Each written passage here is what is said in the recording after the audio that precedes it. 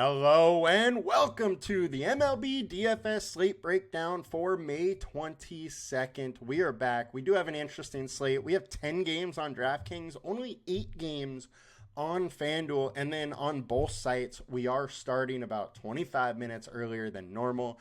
3:40 West Coast start, 6:40 East Coast.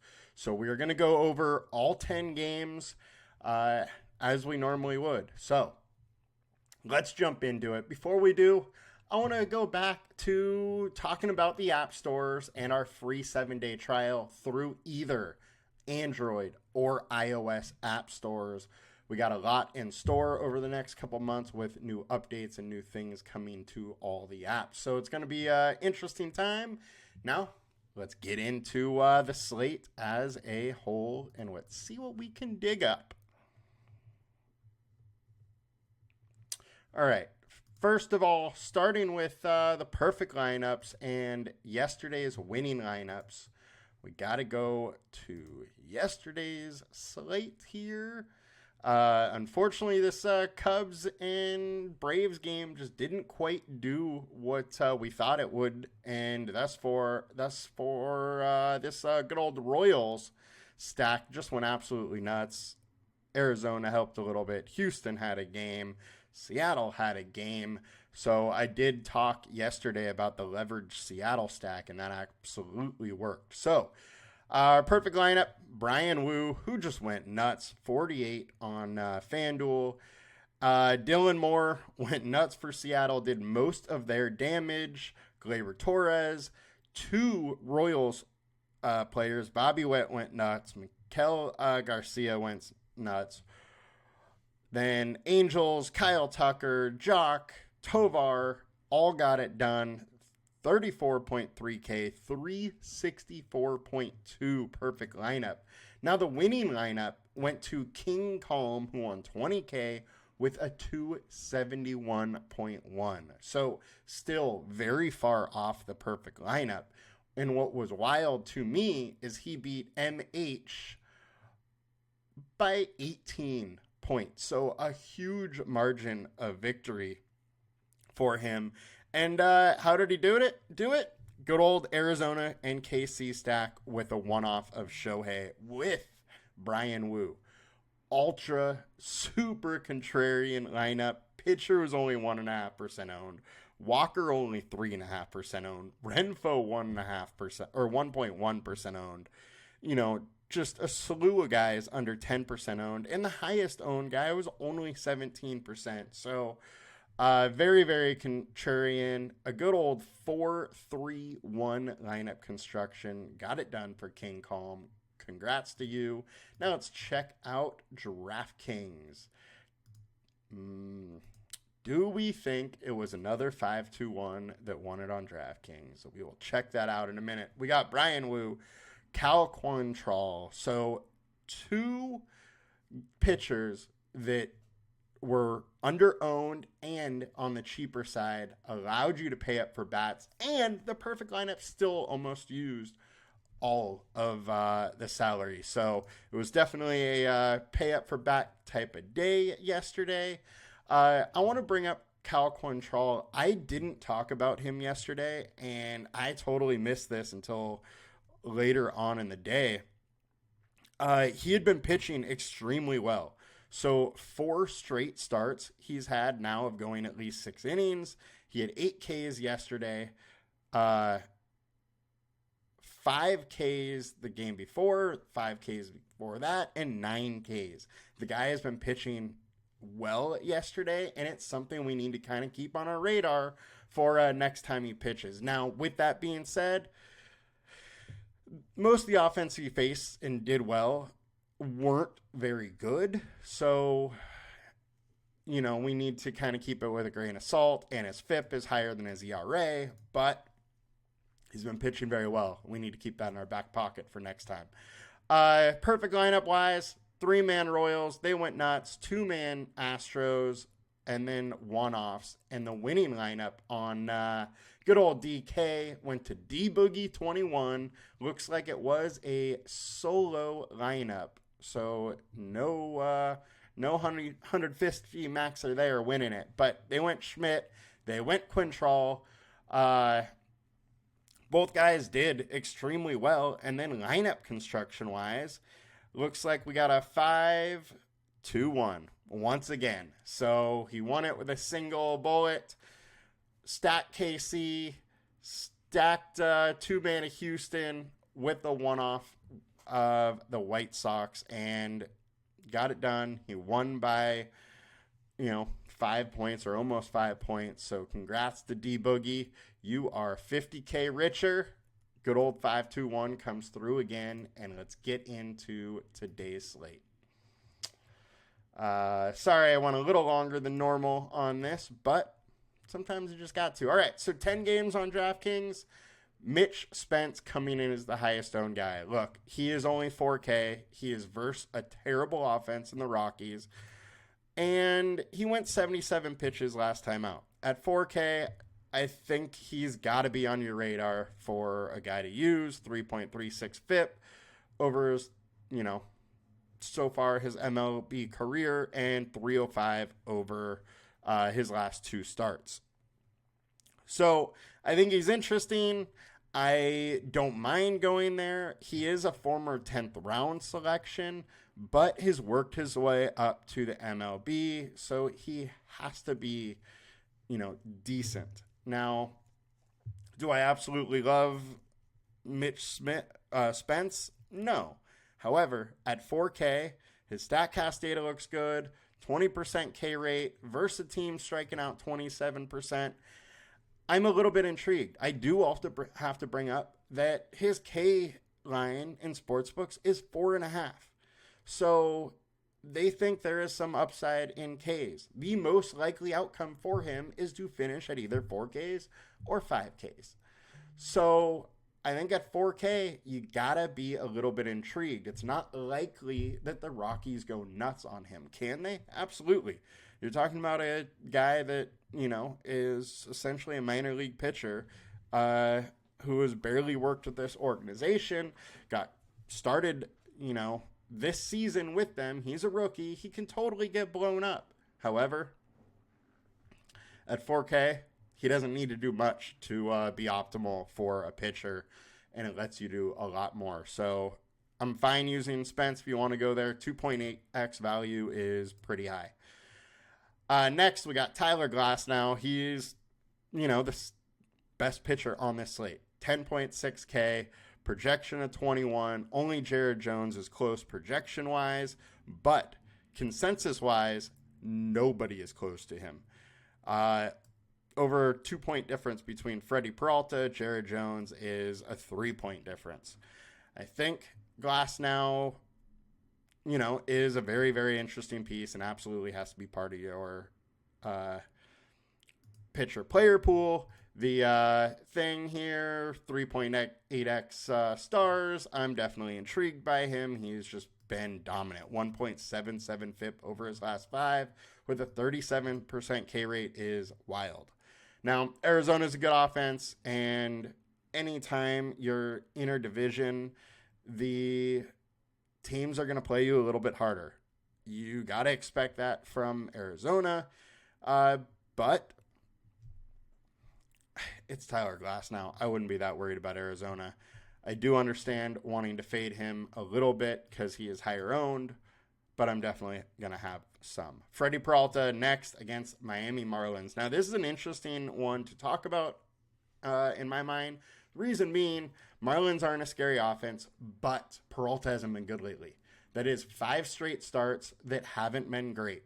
4.78 FIP over that span, 6.31 ERA. So he has got a little bit unlucky, but his K rate is down. His walk rate is way up.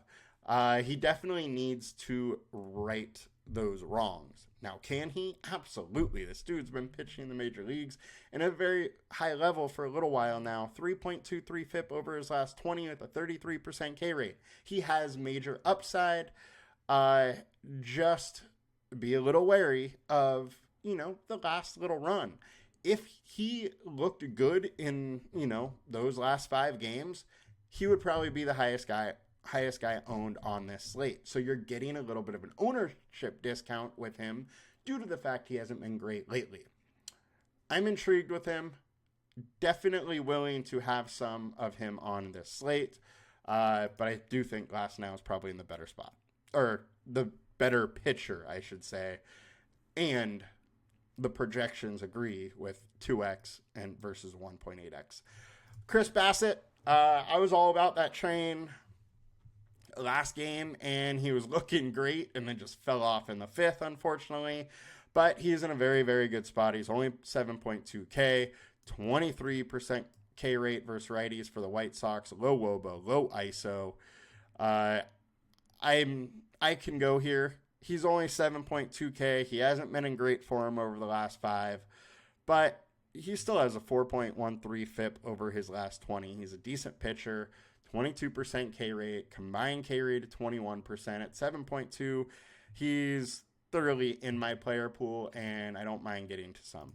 Jesus Luzardo, we were all over him versus the Mets last time out. Now, this is a little bit of a trickier spot. Milwaukee is good versus lefties. 320 WOBA, 160 ISO, strikes out 21%.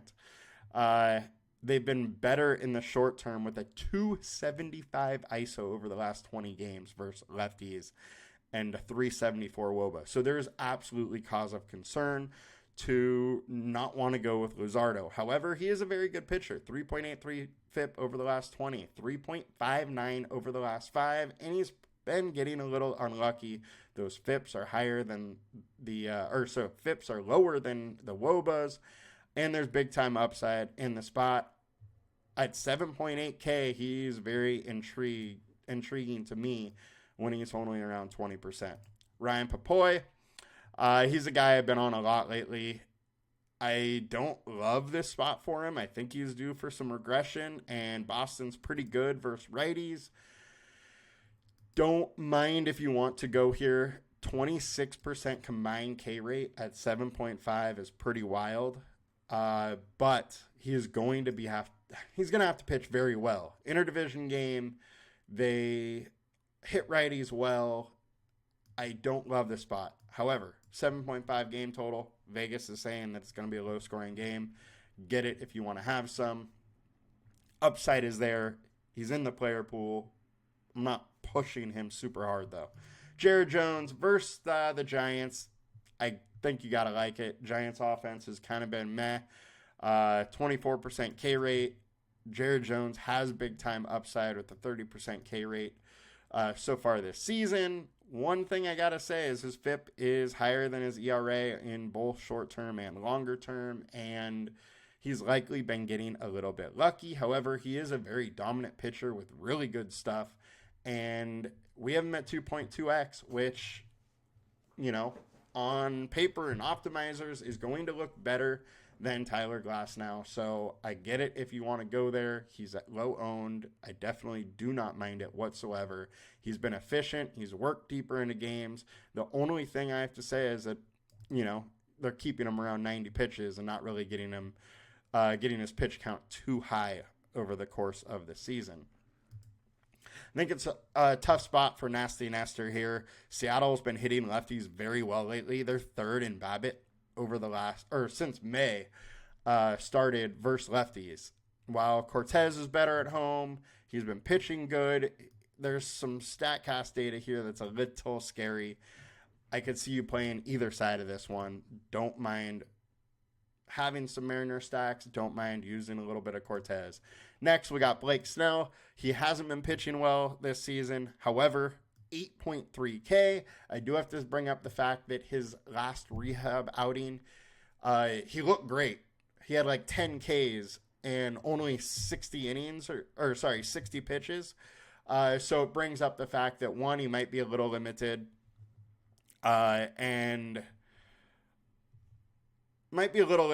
but that K rate is there. He did look good. Maybe he's getting back on track. My worry here is they only let him go 75, 80 pitches, but at 8.3K with his strikeout ability, there is still some upside there. Pittsburgh strikes out a lot, 27% versus lefties.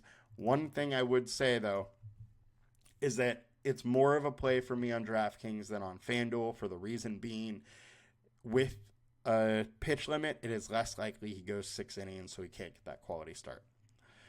Michael King, man, talk about Jekyll and Hyde. This guy can look like the best pitcher in the league or just get shelled game in and game out. For that reason, I don't mind going either side of this game. The guy has the ceiling we want for a GPP, but he can give the ceiling we want for Cincinnati.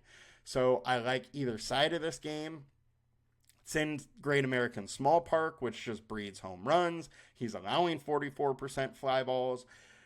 It's not the greatest place for him to pitch, a pitcher like him. So I don't love it, but if he's missing bats today, he can easily have 10 strikeouts versus a Cincinnati team that strikes out at 26%. We got a combined K rate of 26%. It is a scary one to click today, but the upside to want to click it is there. Does he do it? I really am not sure. The one thing I would say is he's done better against good offenses and has done worse against, poor offenses. So I don't mind a little bit of King, but it is a very scary proposition today. I'll throw Max Fried into the player pool, absolutely, 8.62K, 8.6K, 2.0X. Frankly, Cubs have been great versus lefties, and he's 58% more fantasy points while he's away. I think he's in a good spot. On the prop show, I talked about that he's over, 10 Ks per 9 away and at 7.1 Ks per 9 at home for 2023. We've seen that same kind of thing at home. The split isn't quite as wide so far this year, but I think it's just a regular thing. He strikes more guys out on the road. So I do worry about, I like that a little bit, the fact that he's on the road here.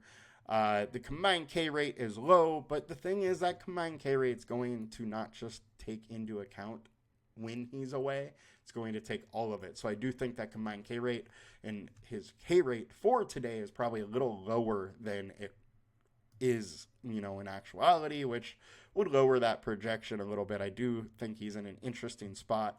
It is decent hitting weather in Wrigley, but at least he allows 60% ground balls and very little hard contact.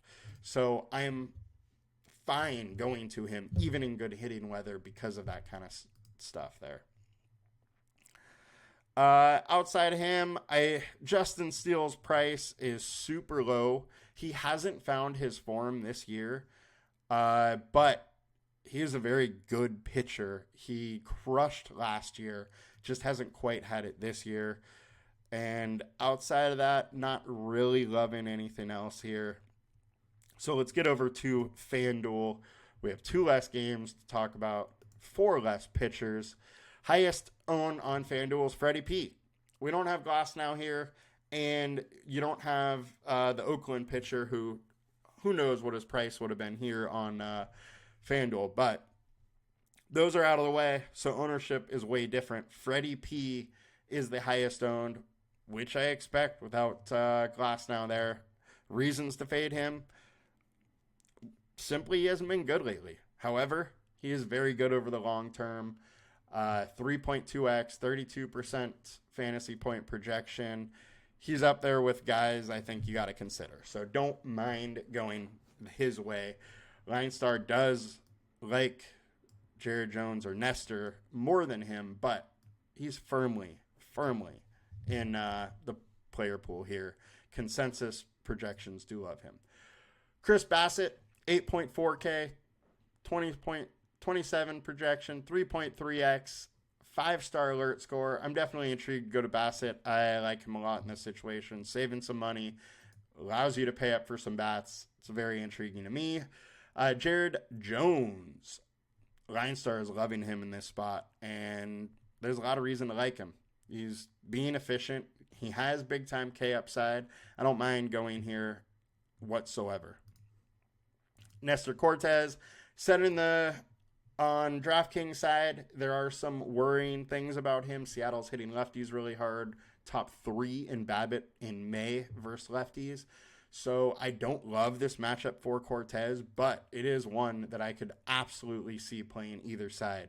we definitely see games where Cortez just kind of gives it up, gives some home runs up, gives a lot of hard contact.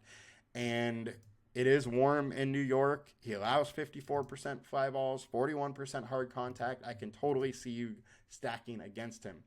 But he also is a very good pitcher, and Seattle strikes out a lot. So, once again, you could play either side of that game.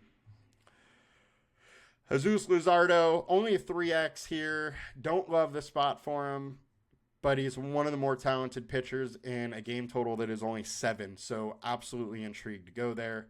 Michael King, he's Jekyll and Hyde. I talked about him on DraftKings. He has the ceiling you want, and versus a team that strikes out a ton. So I am intrigued, but it's a scary click today. I'll have a little, not a ton. And then I think Max Fried is firmly going under-owned in this spot, as I talked about on the FanDuel side. So those are my main ones here. I don't love Snell over here just because I do think he's going to be a little limited here, and the chance of him getting 6 innings is low.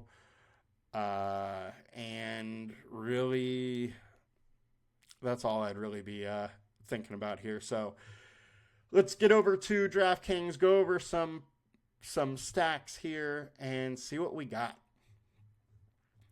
So we'll start off on the ceiling because that is where we left off yesterday. All right, so highest ceiling, we got Philly. They have a game total of 10. Dunning is on the mound. He's been way worse away, I believe it is.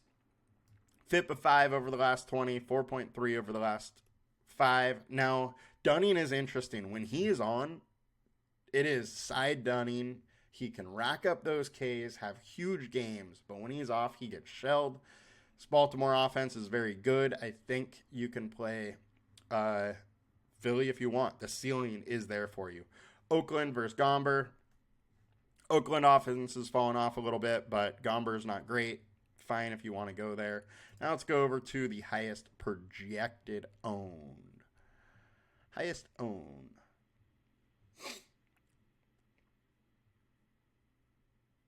San Diego Padres and Toronto Blue Jays are the two. Padres are in a great spot. It's warm in Cincinnati, 9.5 total. They are slight favorites. Padres stack isn't very expensive. They have a nice ceiling. The consensus and projections are nice.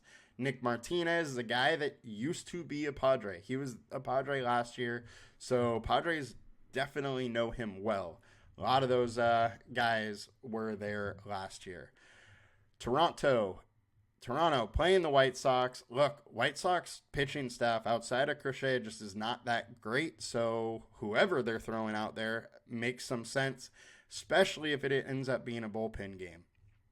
Don't mind some Toronto. Not too surprised that they're going as one of the highest owned stacks. Now let's look at the highest projected. You know Dodgers are going to pop up again a little bit because they always do, just because their top 3 or 4 hitters are so insane, and they are once again. Philadelphia is also popping up. One thing I would bring to your attention is none of the values are really that great. I do see some intriguing Dodger ones, but it's going to be those ones that have a little lower salary, just because, look, you're not getting, it's going to be very, very hard for Betts, Ohtani, Freeman, Hernandez, Will Smith to all be optimal. You're talking about all guys that are 5K, and they're going to have to put up, 10, 12 runs only from those 5 for that to really be optimal. So when you're stacking the Dodgers, the big time stacks, you got to get some of those lower owned guys to really make it worth it and hope one of them go off. I think the small stack with the Dodgers is probably where I'm going to be most this season. Ryan Nelson, 5.5 FIP over his last 20, but he's been very good in the short term, 3.66. And let's check out some value stacks here. Today we should probably go through the FanDuel stacks here a little bit too, just because of those last 2 games, and we're talking about so much of those ones. All right, so Seattle's popping up.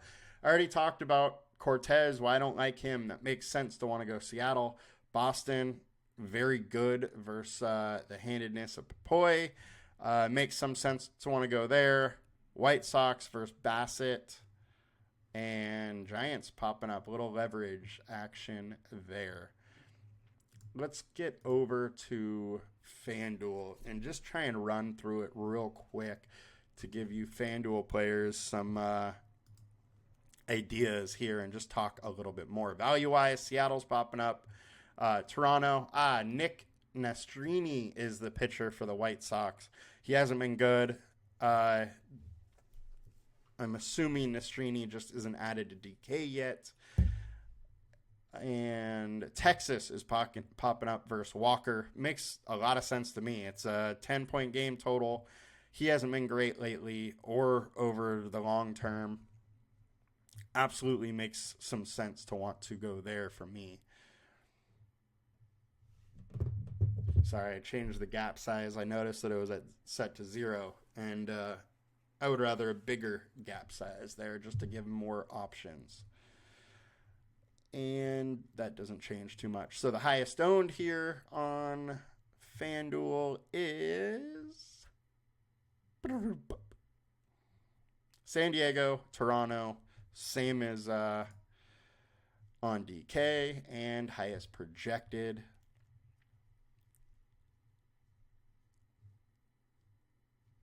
Good old Philly. Dodgers are... the Dodgers aren't on the slate here, so that makes sense. Philly was popping up as one of the higher projected on DK as well. Atlanta and Milwaukee both pop in there too. Milwaukee has been very good versus lefties and fairly cheap here for stacks, so pretty interesting to go that way. And let's go back to DraftKings real quick. Just click the stacks so I can give you the full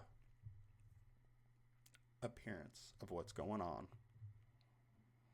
Making today's show a little bit longer because of it all, but at least we're giving a better idea of the full situation. Philadelphia, San Diego, Toronto. All of the highest implied total, 5.3 runs to Philadelphia, 5.1 to San Diego. Toronto, 4.9. Dodgers are 4.8. So the bullpens to want to pick on are Texas, so Philly stacks, Dodger stacks, Arizona, and then Colorado with Oakland stacks. So those are the worst bullpens, and pretty intrigued as a whole for this slate. I think there's a lot of different ways to go. I don't mind, dipping down to go to Tampa Bay. However, their bullpen has been real bad. But I would say Cincinnati, Atlanta, pretty much New York up are very firmly consideration in stacks. And then a couple below. I don't mind Milwaukee. Don't mind kind of leverage stacks. They'll end up over here a little bit just for the game theory aspect. Seattle's interesting to me. I think there's so many different ways you can go this slate, especially when it's 10 games on DK over 4 for FanDuel. But good luck, guys. We will be back Friday. Tomorrow, there is only 1 or 2 games at night, so I won't be here for that slate. I'm going to try and get a Thursday day slate video up, but just hard sometimes because I can't do it until late at night and I gotta put the kid to sleep. So I'm gonna try and do that. May not be able to get it. I will for sure be back for Sunday though. Have a good one, guys. Make sure to like, comment, and subscribe. I will see you later. Good luck.